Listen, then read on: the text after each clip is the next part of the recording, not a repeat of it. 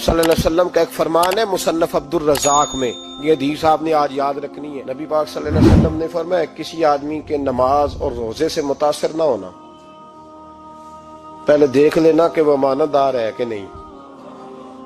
کسی کے نماز روزے سے متاثر نہیں ہونا، پہلے دیکھ لینا کہ دیانت دار ہے کہ دیکھنا لوگوں کی جیبوں پہ کتنی نظریں ڈالتا ہے۔ فرمایا بہت سارے نماز روزے والے دھوکے بازی کرتے ہیں، دیانتی نہ کریں، اپنے عہدے کا پاس رکھیں، اپنے منصب کا خیال رکھیں۔ عہدہ جس جگہ آپ موجود ہیں آپ کی ذمہ داری ہے۔ میرے رسول پاک صلی اللہ علیہ وسلم نے فرمایا ہر بندہ تم میں سے نگران ہے، اور جو اس کی رعایا ہے اس کے بارے میں اس نے جواب دینا ہے۔ کبھی بھی بددیانتی نہ کریں۔ ہم لوگوں کا پہلے اعتماد حاصل کرتے ہیں، پھر اس اعتماد کو ٹھیس پہنچاتے ہیں۔ اس کا نقصان پتہ کیا ہوتا ہے؟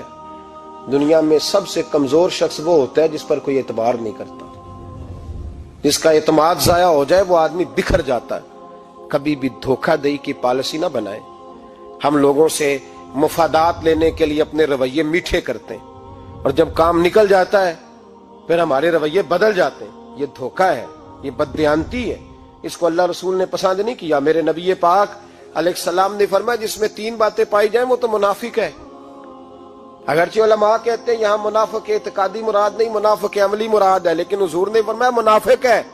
یا رسول اللہ کون؟ فرمایا وہ بندہ جب بات کرے تو جھوٹ بولے، جب وعدہ کرے تو مخالفت کرے، جب امانت رکھی جائے تو بددیانتی کرے، یہ تو بندہ منافق ہے۔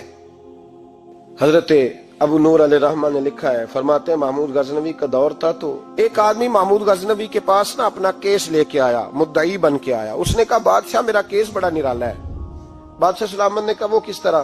کہنے لگا یہ میرے پاس ایک تھیلی ہے، میں نہ سفر پہ جانے لگا تو یہ تھیلی پوری ہیروں کی بھری ہوئی، فلاں علاقے کے جو قاضی صاحب ہے نا، میں جاتی دفعہ میں کہیں سفر پہ جا رہا تھا تو میں ان کے پاس چھوڑ گیا کہ رستہ لمبا ہے، کہیں کوئی مجھ سے چھین نہ لے، ہیروں کی بھری ہوئی تھی۔ کچھ دنوں کے بعد میں واپس آیا ہوں، قاضی صاحب نے مجھے تھیلی واپس کی ہے تو اس میں ہیروں کی بجائے کھوٹے سکے نکلے۔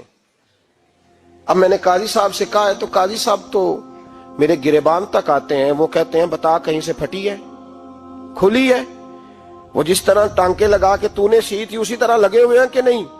تو حضور لگے بھی بالکل اسی طرح ہے، نہ پھٹی ہے نہ کھلی ہے۔ اب میں لٹ گیا ہوں، میری کل عمر کی کمائی ضائع ہو گئی، کھوٹے سکے کہاں اور ہیرے کہاں؟ تو مہربانی کریں، اور آپ کی بارگاہ میں اللہ رسول کے نام پر حلف دیتا ہوں کہ میں ہوں بالکل سچا۔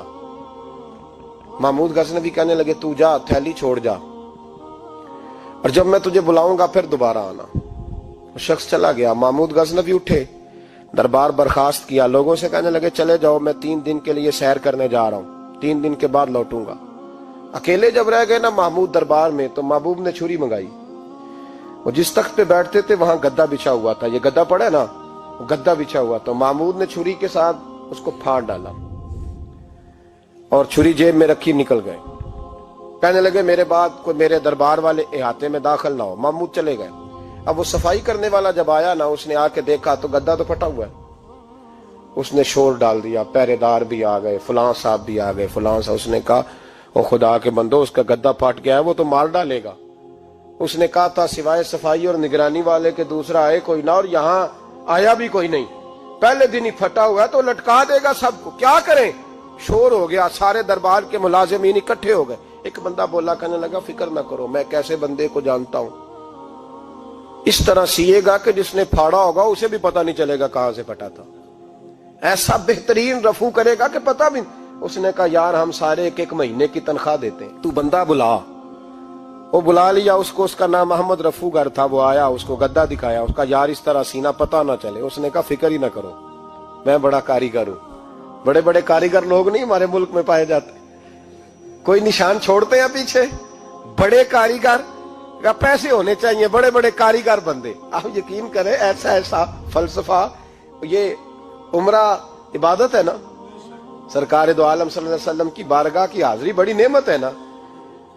تو سعودی گورنمنٹ نے پابندی لگا دی، خیر ان کی بھی زیادتی ہے، اس طرح کی پابندیاں شریعت اسلامیہ میں جائز نہیں۔ اللہ کے گھر مسلمان جب چاہے جا سکتا ہے، لیکن وہ کہتے ہیں جی 2000 ریال دے جس نے 2 سال بعد بھی آنا ہے۔ انہوں نے پابندی لگائی تو ہمارے ایجنٹوں نے بھی کئی خاص ٹریننگ حاصل کی ہوئی ہے، پتہ نہیں کہاں سے سیکھ کے آئے، انہوں نے بھی رستہ نکال لیا۔ ایک صاحب سے میں نے کہا کہ جناب وہ 2000 ریال لگ گیا تو کیا کرنا ہے؟ کہنے کوئی مسئلہ نہیں، پاسپورٹ نواں بنوا لو، گنجائش ہے، یعنی ہر شے کا حل ہے۔ وہ میں نے کہا یار اب عمرہ کرنے جاتے وقت بھی بندہ دھوکہ دے کے جائے، اللہ کے گھر جاتے وقت بھی اس طرح کی حرکت کرے، کیا حال ہو گیا؟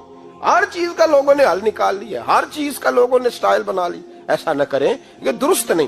احمد رفو گر کہنے لگا اس طرح سیوں گا کہ پھاڑنے والے کو بھی پتہ نہیں، ان کا پیسے لے یار تو سی دے۔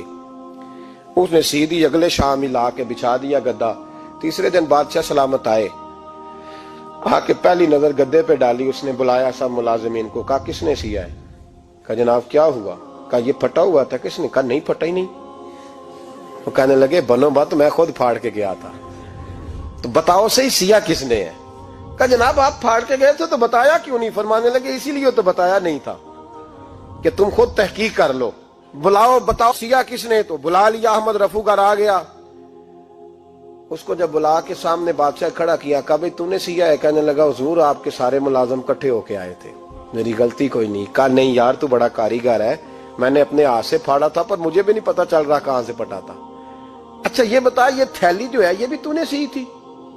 اس نے کہا جی آپ کے خادم کا ہی کارنامہ ہے، وہ فلانے علاقے کے قاضی صاحب آئے تھے، اس میں سے ہیرے نکال کے تو کھوٹے سکے بھرے تھے، تو مجھے بھی تھوڑا سا حصہ ملا تھا۔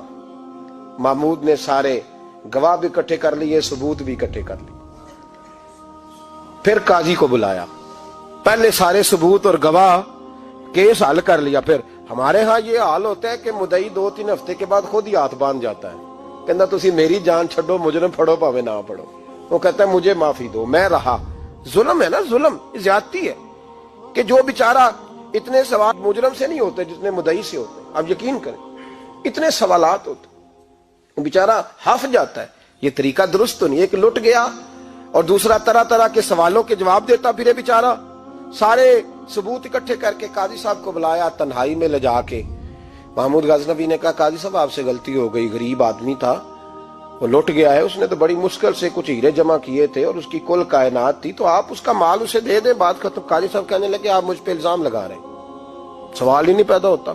آپ میری داڑھی دیکھیں، آپ میرا اعزاز دیکھیں، دنیا جانتی ہے میں اس کا۔ قاضی صاحب انسان بھول ہی جاتا ہے، بندہ بھول جاتا ہے، غلطی ہوگی، مال نے کہا نہیں سب۔ کہا میں تنہائی میں پوچھ رہا ہوں، میں اس وقت پوچھ رہا ہوں جب دوسرا موجود کوئی نہیں، آج توبہ کر لے، میں کچھ نہیں کہوں گا، تو میری زبان پہ اعتبار کر، تجھے پتا ہے میں جو کہتا ہوں اس پہ عمل بھی کرتا ہوں، باز آ جا۔ پر قاضی نے کہا نہیں میری غلطی کوئی نہیں۔